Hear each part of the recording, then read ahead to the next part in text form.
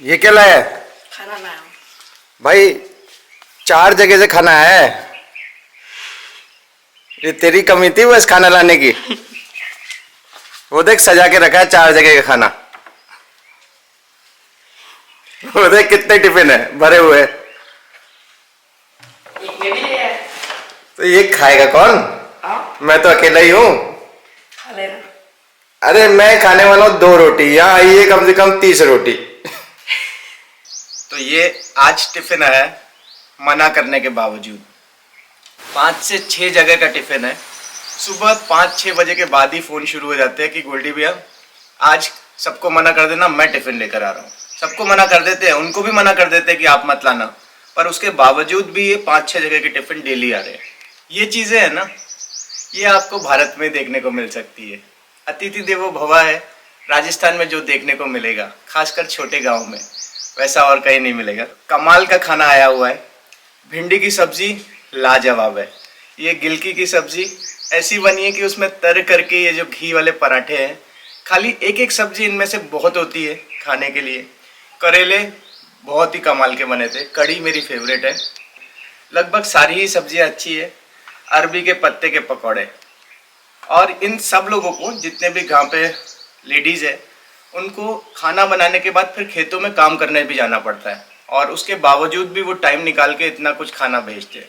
साथ में नहीं बैठते, उनको ऐसा लगता है कि अगर साथ में बैठेंगे तो मैं शर्माऊँ नहीं, कम खाऊँ या ऐसा कुछ ना हो। जो टेस्ट है ना गाँव के खाने का, मतलब उसका कोई कंपैरिजन ही नहीं है।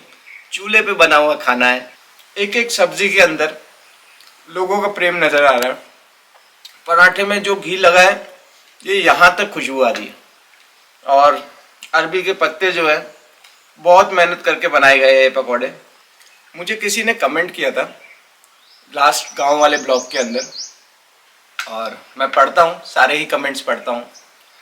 तो एक कमेंट के अंदर ऐसा था कि देयर इज सुकून इन गांव की ज़िंदगी but comfort in metros and mega cities.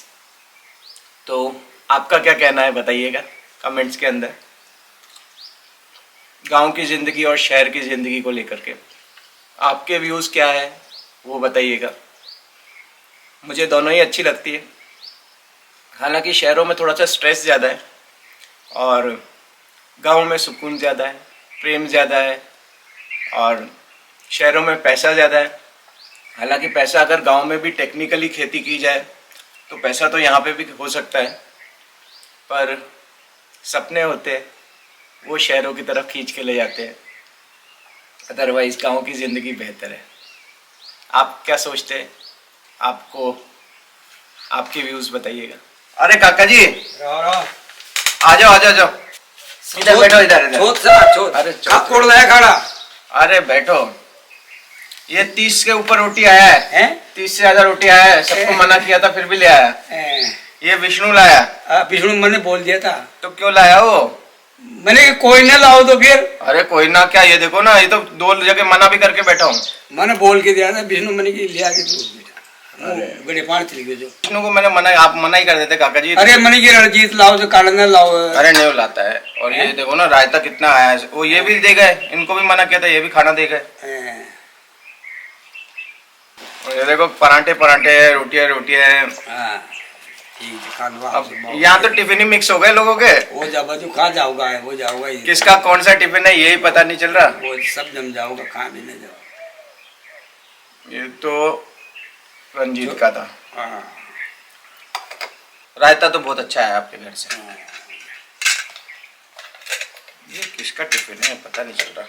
वो तो जम जाओगा तो काला काला पहले। ये तो इनका, मैं तो अब हो गया मेरा। रणजीत का भी फोन आया था।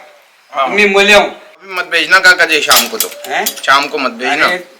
अरे नहीं रहने तो गर्म ठंडी को सब। अरे इतना कैसे खाएंगे काका जी? गरम गरम का ना हूँ। अभी तो टिफिन ही मिक्स हो गए सबके। सब चल जाओगा। किसका ये भी रणजीत का ही है। यहाँ पर इस खेत में सिर्फ चना ही चना है, और चने आज से फाड़ना शुरू किए। आज ही कट जाएंगे सारे चने। देखो वो 7 काम कर रहे हो। आराम तो इधर ही चल रहा है। मैं सांस खा रही हूँ गोल्ड भैया। हाँ हाँ। अभी कहा ये धूप बहुत पड़ रही है। तो सांस जिंदा है हाँ इसलिए खा रहे हो उसको? हाँ। अरे वो हमारी दीदी की नाप में से पता नहीं चल रहा कहाँ है। सब आप ही हो ना? अरे सब ऐसा मुंह लपेट लो, कोई पता नहीं चलता है। नहीं आप पी लो, आप काम कर रहे हो, मैं तो खाली बैठा हूँ। अरे यार रुको, ये कैमरा लाता हूँ फिर गाना। अरे बाप रे, ये तो मौसम ही बिगड़ गया, बरसात होनी शुरू हो गई। गेहूँ खेतों में खड़ा हुआ है लगभग सारे ही किसानों का, और बरसात होनी शुरू हो गई है। तो अगर थोड़ा 1-2 घंटे भी बरसात हो जाती है तो नुकसान बहुत बड़ा है।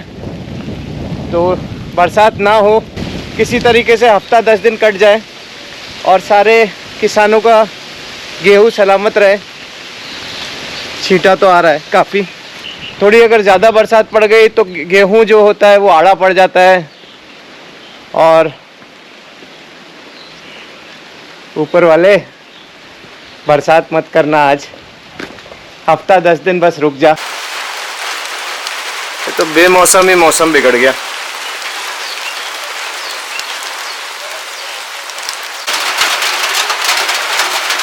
किसानों के लिए बुरा क्या लगता है ना कि बेमौसम बरसात तो या फिर सूखा, ये सब तो वो लोग झेलते ही है, पर यहाँ पे जो बिजली का बिल आता है किसानों के लिए, आप में से बहुत लोगों को पता होगा, बहुत लोगों को नहीं भी पता होगा कि साल भर का एक साथ में बिल आता है। 6-6 महीने में 2 बार भरना होता है और बिल होता है करीब 40,000-50,000 रुपये, जिसमें एक बोरिंग की मोटर चलती है और उससे उनके खेतों में पानी जाता है। तो एक तो ये सब मार पड़ती है, ऊपर से इतना ज़्यादा बिल कोई भी किसान कहाँ से भरेगा।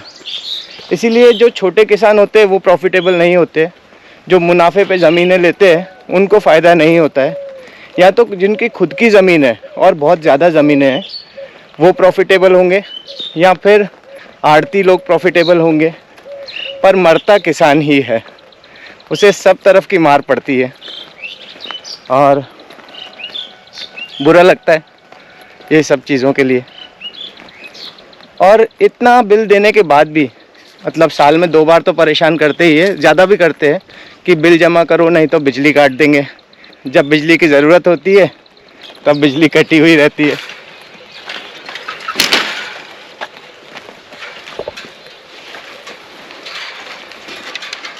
अभी तो खैर लोगों का गेहूं है खेतों में, इसलिए दिन में 7-8 घंटे बिजली काट के रखते हैं, कहीं उनके खंभे ना गिर जाए या फिर कहीं उनकी तारें ना गिर जाएं। तो खंभे सही करो, तारे सही करो, बिजली क्यों काट रहे हो।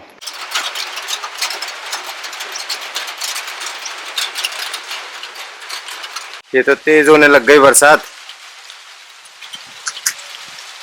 मत हो रे, थोड़ा दिन रुक जा। बेमौसम बरसात शुरू हुई है,